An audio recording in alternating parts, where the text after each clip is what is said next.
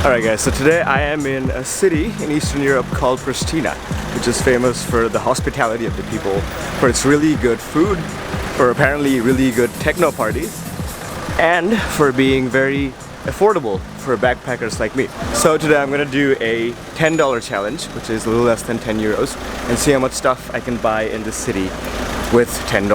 Okay, so I got most of my recommendations from Reddit, which is a website for those of you kids that don't know what it is. And the first thing I was recommended to do was go to a fura, which is supposed to be a bakery, and try out some baked goods which are supposed to be really cheap. I found a bakery called Fura Saranda, and looks like they have burek and yogurt right there. Hi. How are you doing? So different kinds of bread. Okay, that is burek for sure. What kind of burek is this?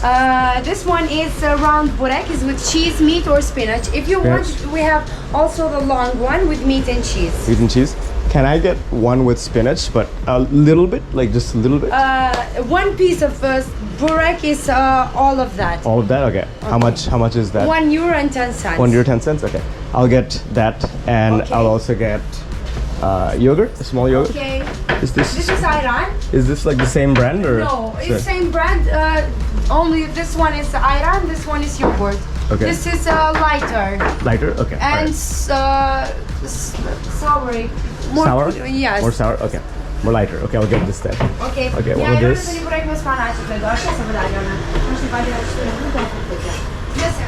Thank you. So I'm getting a spinach burek with cheese and spinach, which is supposed to be €1.10 and an ayran. Starting off the day with some cheesy stuff. I wanted to get a little bit because I want to eat more food, but getting a big one. Let's see. €1.40, 40 please. cents? Okay.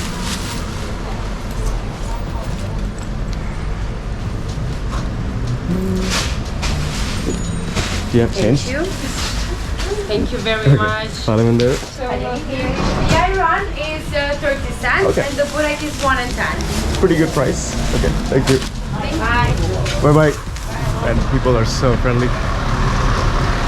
Ooh, almost got hit by a car. Okay, let's find a spot to eat. So let's start with the cheese burek. Found a place to sit. There's some like cops over there with some issue with parking, so I didn't want to film right there. First, the spinach burek. Let's try that. You can actually see inside the speed and the spinach. Now time for the first bite.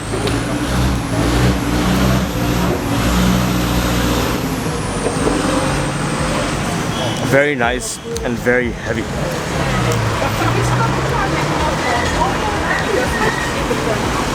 Hi. How's it going? Are you famous? Kinda, yeah. Kinda, yeah. How much followers do you have? Like 1 million on YouTube? 1 million on YouTube? Yeah. I just say to you that you have 1 million because I see the attitude you don't speak in the camera. A lot of practice. A lot of practice. I see how you speak in the camera, but you have this attitude for 1 million followers. Thank you. Yeah. Yeah, I see. Okay, bro. Just continue. Okay. You don't disturb me. Met some friendly people who like looked at me and they're like, you must have 1 million subs. And I'm like, I do. I actually don't. But I will probably in the next hour. I'm like at 999,900 or something like that. I think it might be 1 million by now. Now to try the yogurt. This is supposed to be a sour yogurt, which is lighter than the usual ones. Yogurt and burek is always a good combination. If you watch my other videos from the Balkans, you should know this. I know your name in YouTube. Yeah. What's your name, bro? Alvin. Alvin? Yeah, bro, but not now because my hair. Oh yeah, no, same. My hair is not the best in the morning. Nice Thank you very much. Have a good time. Alright, let's see what. See you. Found a new subscriber from Pristina. Man, it's sunny all of a sudden. So basically I'm not gonna finish all this burek because I want to eat something else that's supposed to be really good. So I'm gonna put this in my bag and eat this later in the evening. It's kind of funny that the guy didn't want to be in the video because he thought his hair wasn't good enough. People in the Balkans, often in this part at least, are very specific about their hair and their haircuts, and you'll see a lot of hairdressers around the street. So right now I'm gonna go to this hamburger place called Hamburger Skenda. It's supposed to have some very delicious hamburgers for just €1. Hi, can I have one hamburger? Yes, they're making the hamburgers over there. Chef. Is the chef?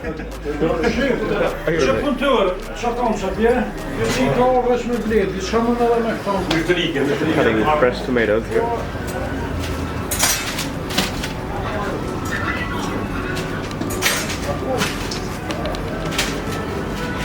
Adding all the condiments. Is it €1 or what is it? €1.50. €1.50. €2. Give me change. So I wasn't entirely accurate about the prices earlier. This is like €1.50, so they give me 50 cents back. That's still a pretty good deal for a big burger. Like $1.70. This is like a massive burger. I'm gonna try to eat the whole thing because that's why I didn't eat the burek earlier.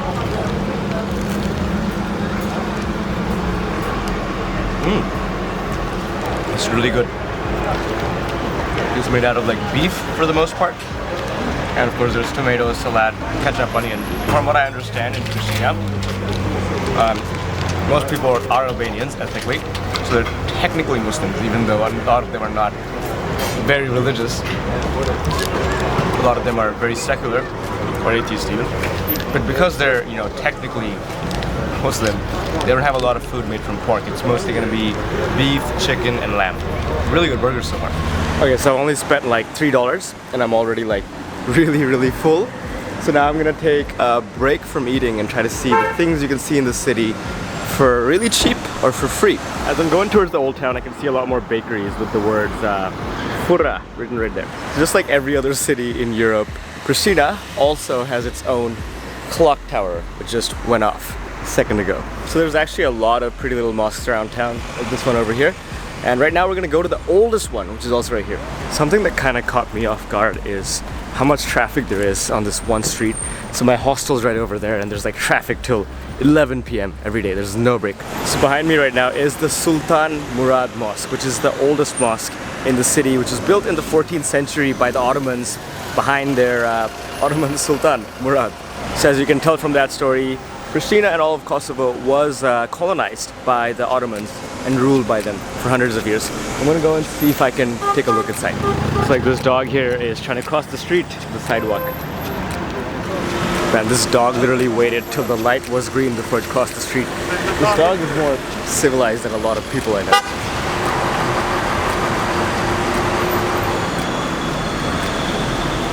Always important to take your shoes off before you enter a mosque.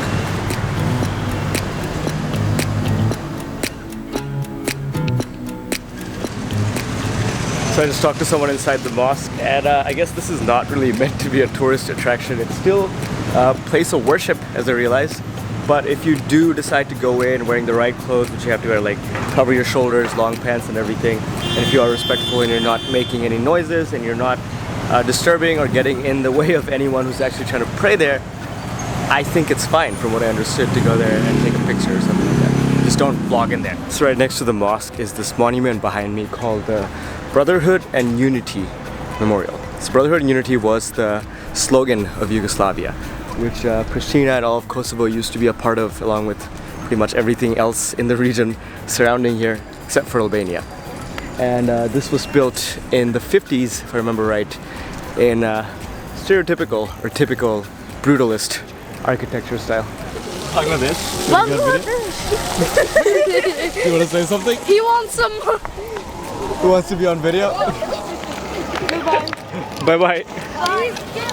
Next time. See you next time. Some kids here wanted to be on video, but when I actually turned on the camera, they freaked out and got really shy and ran away. So I'm at this big square at the center of the city, and behind me is the statue of this guy on a horse. And if you followed my channel for like a year, and if this guy looks familiar, it's because he is. This is a statue of Skanderbeg. And there's a statue of this exact same person on a horse in the center of Tirana, if you watched my Tirana vlog. For those of you who haven't watched my Tirana vlog, Skanderbeg was a feudal lord and a military commander who was of Albanian descent, and he successfully led a revolution against the Ottoman Empire like many hundreds of years ago. So he's a local hero in not just Albania, but any other place where people are ethnically Albanian. So next to the statue is this boulevard called Mother Teresa Boulevard, which is this nice little walkway with a lot of really cute cafes and ice cream places and just places to get a coffee in the middle of the city. And this place is named after Mother Teresa because although she was not from Pristina or Kosovo, she was of Albanian descent, and she is one of the people that the Albanian people are very proud of. So you'll see things named after her everywhere, from Albania to here to even in Skopje, if you watched my video about that. How much is one? 150. 150? Okay. Can I have one? Cooked right here.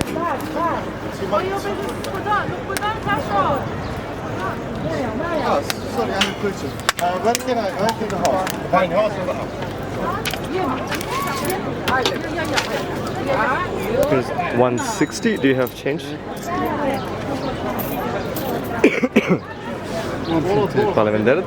Okay, perfect. Which one is it? This one? Okay. Oh. Do you have salt or something? Okay, thank you. Thank you so much. Okay, so for another €1.50, I got this very hot corn.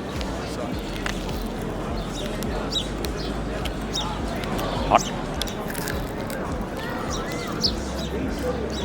Not bad. I'm gonna have a hard time finishing this. I need to hold off on the food for like the next few hours. Okay, so right now I'm in front of the National Library of Kosovo. As the name suggests, this is the main library of Kosovo. What's more interesting than anything else is the architecture of this place. This building is one of the most absurd things I've ever seen. There's like 99 translucent domes on top of this building. I can't really understand why this was made in the structures. There's like metal grills outside of it too. Looks very interesting. Let's see if it looks any better from the inside.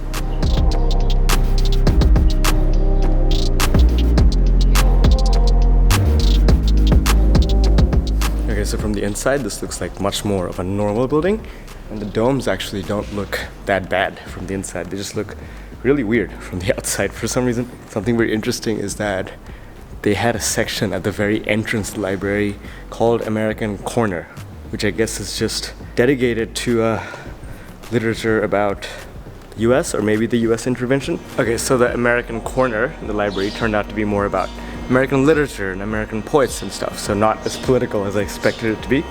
But something really interesting is that when you come outside the library, the front gate, you see this cathedral, which is called, I think, the Mother Teresa Cathedral, which I believe is the biggest cathedral in Pristina at least, or at least the most aesthetically pleasing looking one from all the ones I've seen. And to my right on the other side, is this like Orthodox cathedral or Orthodox temple, which has been incomplete for 24 years. The construction of this started like in the 90s, and then the Kosovo War broke out, and Kosovo basically managed to gain independence from Serbia, and the building was never completed. So yeah, it's still right there. You see a skeleton of the building, or what was supposed to be at least. Okay, so it's getting pretty hot inside the city. So I'm gonna go to the spot like a little bit outside the city where people usually go to cool off in the summer. Now I'm gonna get on one of the city buses.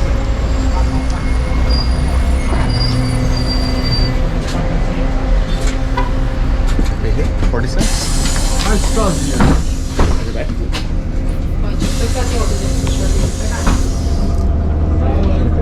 How much? How much? That's it. 50? One more?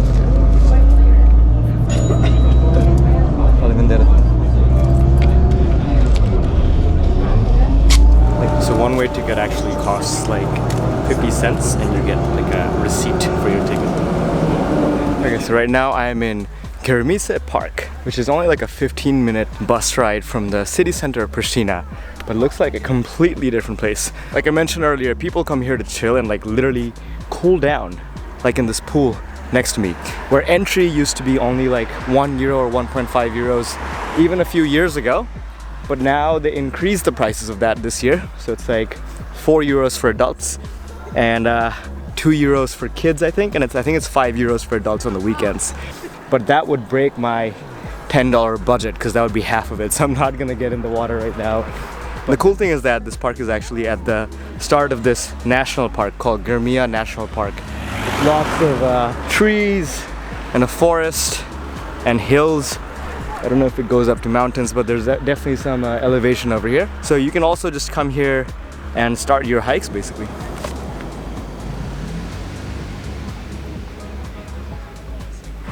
Okay, so there's also a free calisthenics park at this national park. I'm not gonna lie, that's one of the main reasons that I came here. I don't really get to work out much when I travel, but for the last couple of weeks I've been trying to at least do like push-ups and pull-ups multiple times a week while I'm traveling. Let's see how long this goes. Hi.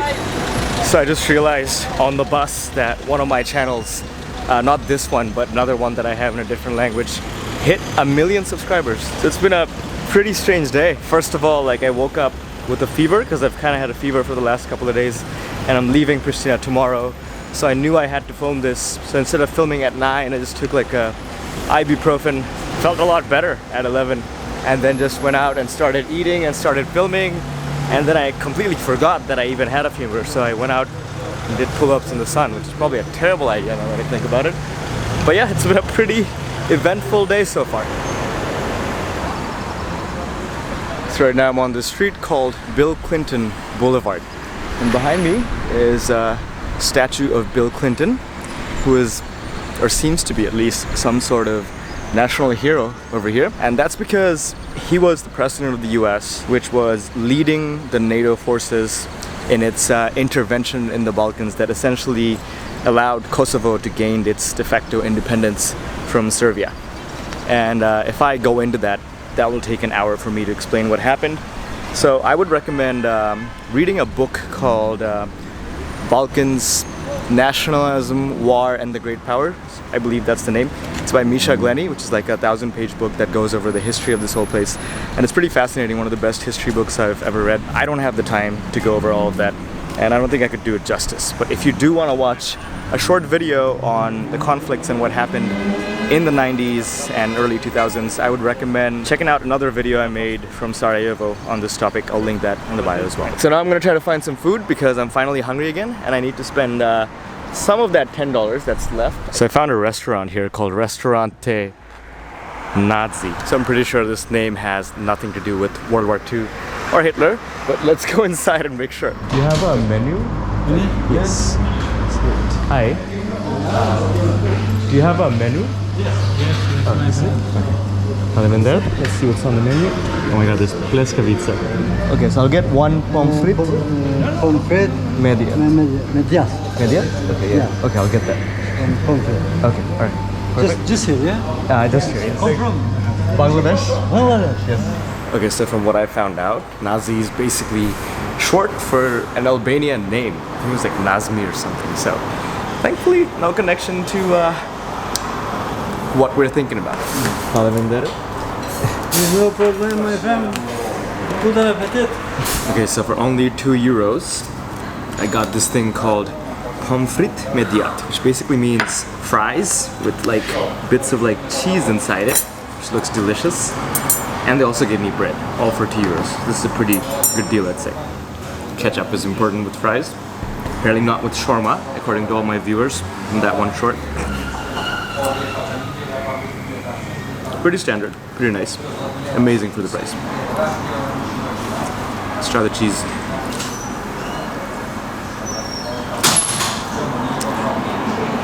It's pretty good. Really nice, really soft bread. I thought this would be something small, but this is quite a bit of fries. But I still have €1 left on my budget, or a little bit more. So I'm gonna save that for another item. Okay, that was a really nice meal at Restaurante Nazi. So for the next stop we're going to, it's actually like a 30-minute walk away, or 2.4 kilometers. Now I could just take a taxi for really cheap, because taxis are actually really cheap unless you're getting scammed at the bus station. It would cost maybe like €2 or €3. But I want to save that last bit of balance for that special meal. I also need to empty out my stomach a little bit, so I want to take my time till I get there. And I'm also kind of enjoying this walk through the residential neighborhood on the outskirts of Pristina. We're very far from the center now. Very far, like 2.5 kilometers, not that far, but not at the center for sure.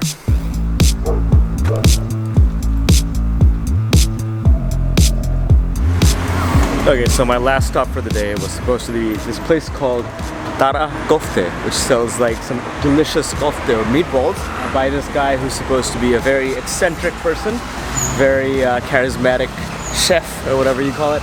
But looks like it's closed today. So I'm gonna have to find something else to spend the last €1.80, and I think I have an idea. But I have to say, these mosques look really majestic at night with the lighting. Okay, so for the last expense of today, I came to the Hib district of Pristina, where this guy found me while I was trying to figure out Google Maps, and like gave me a tour of all the bars and brought me to this one bar. I think it's called Bubble or something. It's like an LGBTQ friendly bar, and I ordered a Peja beer, which is like this famous beer from Kosovo. I actually had it before in Albania, so I know it's good. And this is €2.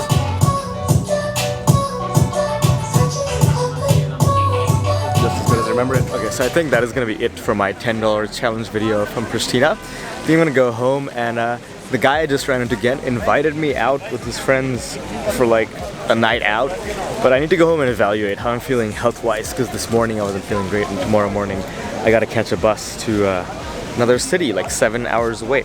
So let's see what happens. But to recap today, at first I tried that burek, most of which is still left at my place, and yogurt. Then I had the famous hamburger. Then I had the fried corn, actually right on the street. And then after that, where did I go? Yeah, I took the bus and then back from that park. Then I went through like a bunch of places and ended up in restaurant Nazi, maybe not Nazi. And I had my fries, and then finally finished this off with the beer that's famous from Kosovo, Peja beer. And of course in the middle of that I showed you all of the things that you can kind of go visit, like the National Library and everything, without spending Bangladesh. Kids are just yelling Albania. But yeah, all the places you can visit for free without spending any money. So this is what you can do with $10 or 9.4 euros, if I'm doing the math right. If you want to watch more videos like this, please do let me know. I could do a lot more of these. These are fun to do. I'm a YouTuber. I'm a YouTuber, yeah. YouTube? Yeah. Albania. Kiss Albania. Some very nationalistic kids we have there. But yeah, if you want to watch more videos like this, please do let me know in the comments. I think I've only made one more video like this from Mumbai a long time ago, and that was more history than a $10 challenge, honestly. So I could do more of these. These are kind of fun to do. And if you want to watch more videos, feel free to subscribe to my channel. And if you want real-time travel updates, feel free to follow me on Instagram at Nadir on the go. I'll catch you guys in the next video from I really don't know where. I need to edit a bunch of videos that I've been filming for the last 2 months. So let's see.